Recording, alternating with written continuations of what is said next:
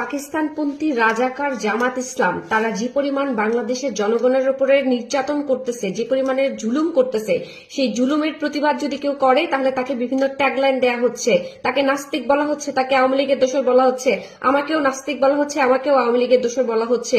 আমি প্রতিবাদ করার ফলে যদি আমাকে এইসব ট্যাগলাইন শুনতে হয় তাহলে আমি মেনেই নিলাম আমি একজন নাস্তিক, আমি শুধু আওয়ামী লীগের দোসর না, আমি আওয়ামী লীগই করি, সেটাও মেনে নিলাম। আমি তাদেরকে বলবো, আমি বাংলাদেশের সমস্ত মানুষকে বলবো, আপনারা সবাই এই জামাত ইসলামের বিরুদ্ধে রুখে দাঁড়ান। আদারওয়াইজ যারা যারা আপনারা মাঠে নামবেন না এবং জামাত ইসলামের বিরুদ্ধে দাঁড়াবেন না, তারা সবাই নাস্তিক।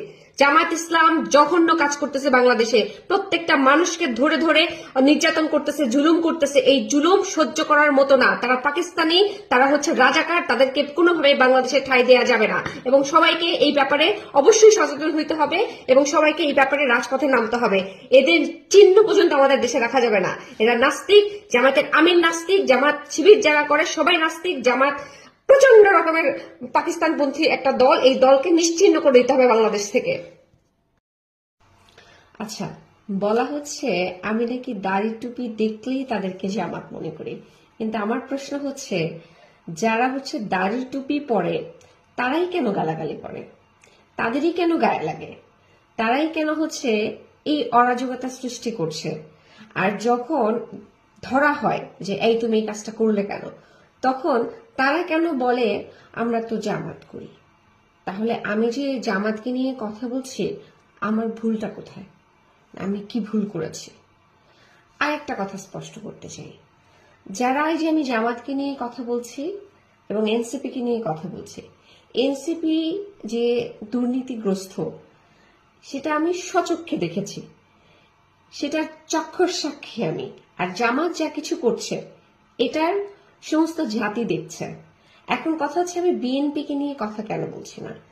বিএনপি কে নিয়ে কথা এই কারণে বলছি না কারণ বিএনপি সম্পর্কে আমি কিছু জানি না, বিএনপির মধ্যে আমি নাই, বিএনপির সাথে আমি কখনো যুক্ত ছিলাম না, বিএনপির কাউকে আমি চিনি না।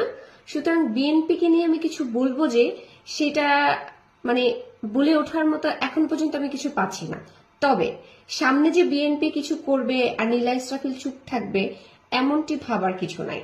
আমি এখন এনসিপিরও না, কারোই না। ইনফ্যাক্ট আমি আগে কখনো রাজনীতি করিনি।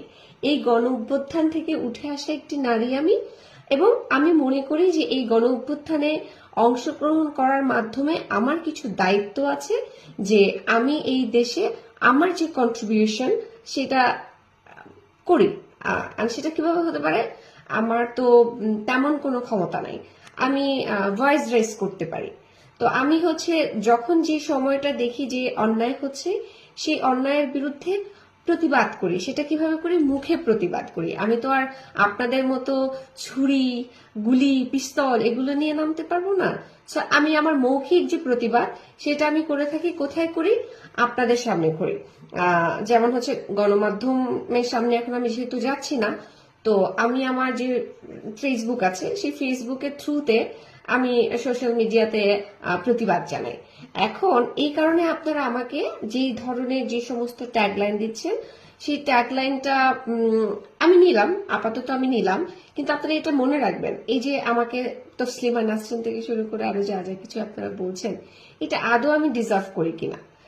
আপনারা চিন্তা করেন যে এই নারীটি যে এই বিষয়টাকে নিয়ে কথা বললো, কথাটা আসলে কতটুকু যুক্তিসঙ্গত এবং আদৌ এই ধরনের ঘটনা বাংলাদেশে ঘটছে কিনা। চোখ কান খোলা রাখেন। শুধু নীলা ইসরাফিল খালি কমপ্লেইন করে, নীলা ইসরাফিল কেন কমপ্লেইন করে সেটা একটু চিন্তা করেন। আমি এ যাবৎ পর্যন্ত যতগুলো কমপ্লেইন করেছি প্রত্যেকটা কমপ্লেইনের এভিডেন্স নিয়ে কথা বলেছি।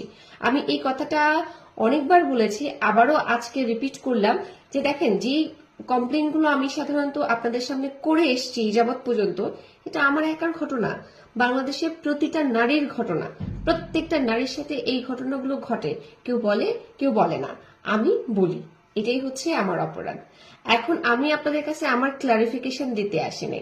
আপনারা যারা আমাকে প্রশ্ন ছুড়েছেন যে আমি বিএনপি কে নিয়ে কথা বলছি না কেন, বিএনপি কে নিয়ে কথা বলার মতো আমার কাছে কিছু নাই। আমি বিএনপিতে কখনো বিলং করি নাই, তো আমি বিএনপি সম্পর্কে অত ভালো জানি না। আর যদি বিএনপি কে নিয়ে কোনো অন্যায় আমি দেখি, অফকোর্স আমি এটা নিয়ে কথা বলবো। আমি কোনো দলের না, আমি বাংলাদেশে, আমি একজন বাংলাদেশ, আমি একটা বাংলাদেশের নারী। সেই জায়গা থেকে আমার সচেতনতা থেকে আমি আপনাদের সাথে আমার যে অভিজ্ঞতা সেই অভিজ্ঞতা শেয়ার করছি। That's it. ভালো থাকবেন।